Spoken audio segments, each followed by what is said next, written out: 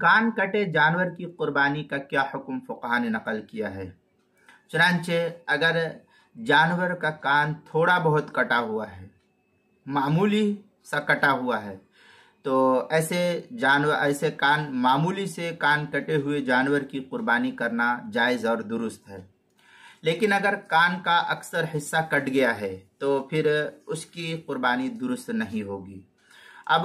ये उस सूरत में डिपेंड होगा, ये उस सूरत में देखा जाएगा कि अब ये जानवर का जो कान का हिस्सा है इसको 4 हिस्से में तकसीम किया जाए और फिर ये देखा जाए कि चौथाई से कम है या नहीं। अगर चौथाई से कम है तो इसकी कुर्बानी जायज़ और दुरुस्त है, और अगर चौथाई के बकदर या चौथाई से ज़ायद है तो ऐसे जानवर की कुर्बानी ये जायज़ नहीं है, ये ऐबदार शुमार होगा। चुनांचे फतावा शाम के अंदर है, व मक्तू अक्सरुल उज़्न लौ ज़हब बादुल उज़्नी इन कान कसीरन यमनऊ व इन्ना यसीरन ला यमनऊ। ये इस तरीके की इबारत फतावा शामी जो ज़करिया बुक डिपो देवबंद का हिंदी नुस्खा है उसकी 9वीं जिल्द सफ़ा 468, कराची का छपा हुआ नुस्खा फतावा शामी का